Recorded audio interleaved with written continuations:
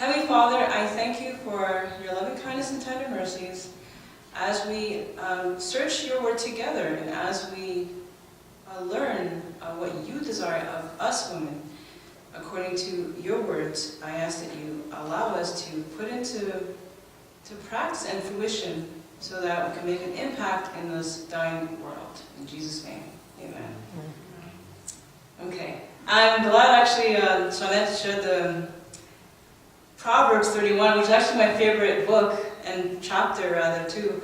Now, the question I'd like to ask, based on what Jeanette read to us, Proverbs 31, verse 11 to 31, what are some of the qualities that stand out about a virtuous woman? Before we get into the role of women in Christianity, what are some of the qualities that we see in a virtuous woman that stood out?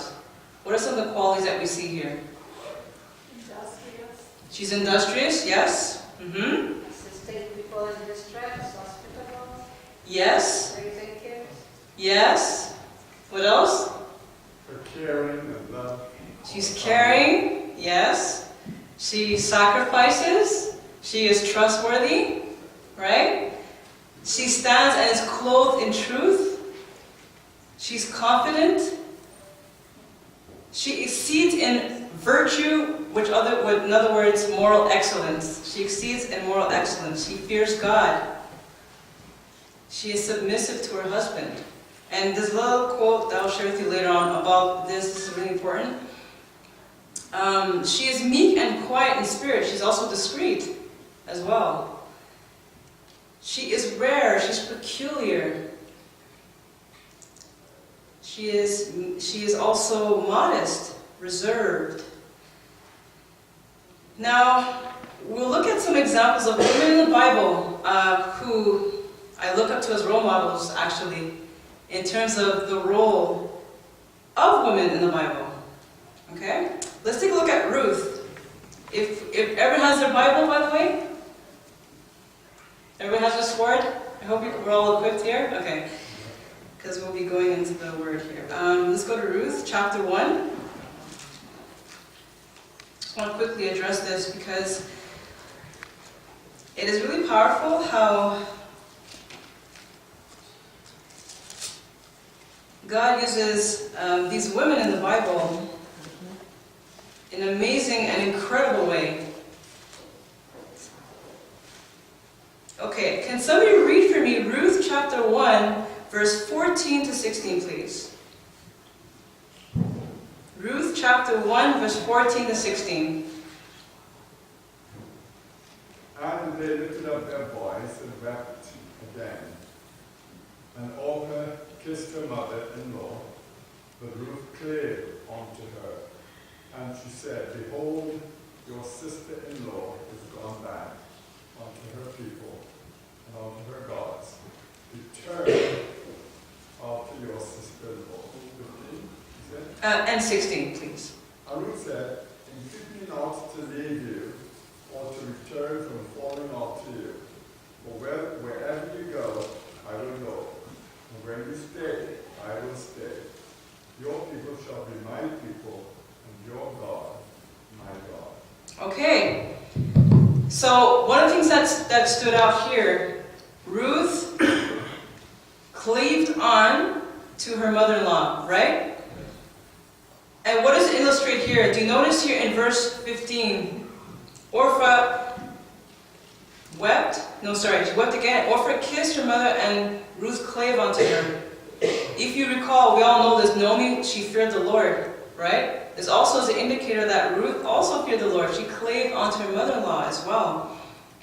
And here, let's fast forward to Ruth chapter 2. Ruth chapter 2, verse 22. I need somebody else to read that, and somebody else read Ruth 3, verse 15. Ruth chapter 2, verse 22, and Ruth 3, verse 15. And Naomi said unto Ruth her daughter-in-law, It is good, my daughter, that thou go out with...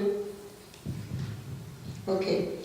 And Naomi said unto Ruth her daughter-in-law, It is good, my daughter, that thou go out with thy maidens, that they meet thee not in any other field. Okay, there's a point that we'll address in a minute about that. Verse 10 rather, sorry. Chapter 3 verse 10 in Ruth. Yes, sorry about that, I apologize. The Lord bless you, my daughter, he replied. This kindness is greater than that which you showed earlier. You have not run after the younger men, whether rich or poor.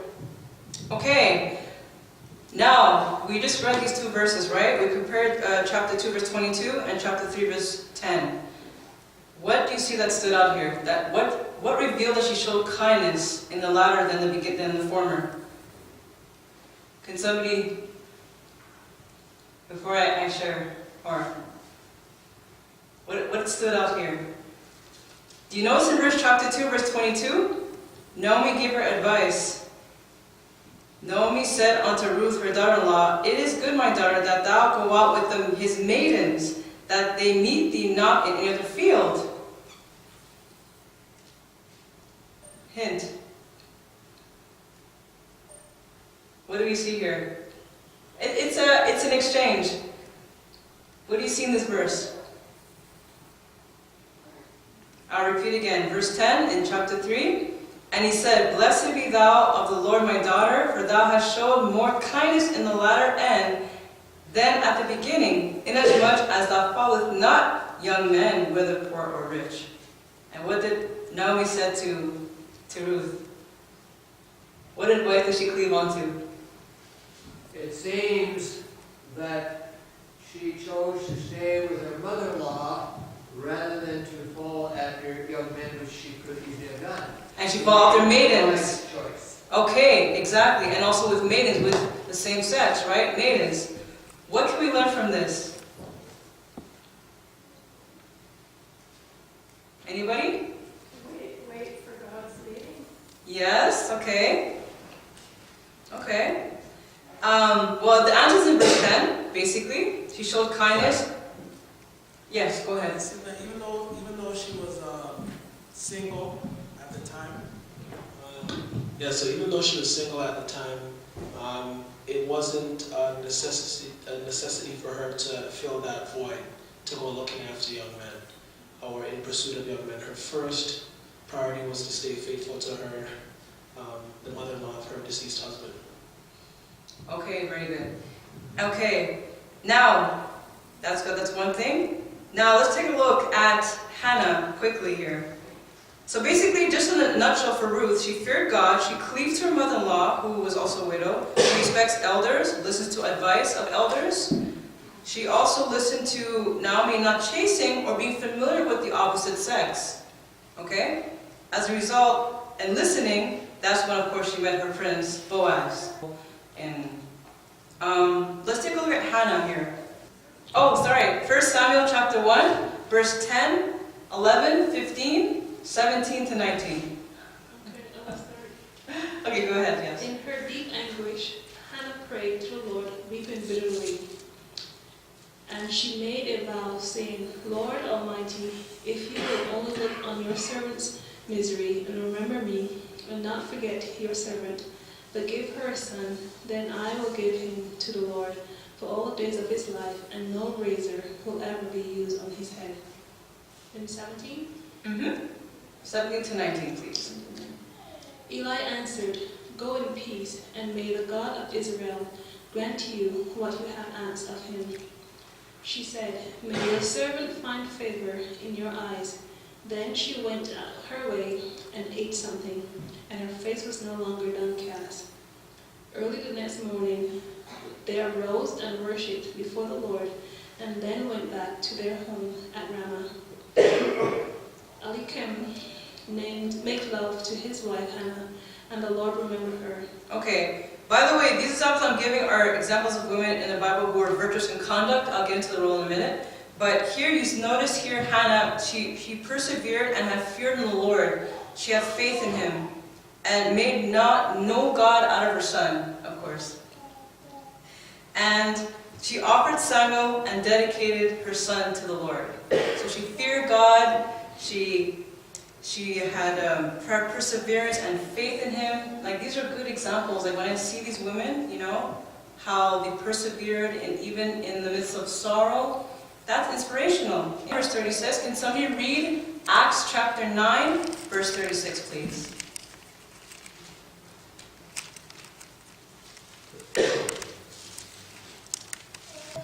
Now there was in Joppa a certain disciple named Tabitha, which by interpretation was called Dorcas. This woman was full of good works and alms deeds which she did. Okay, what stood out in Dorcas? Can somebody tell us?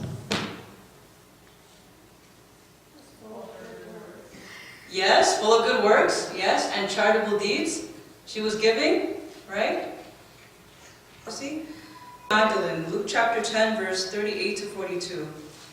Luke chapter 10.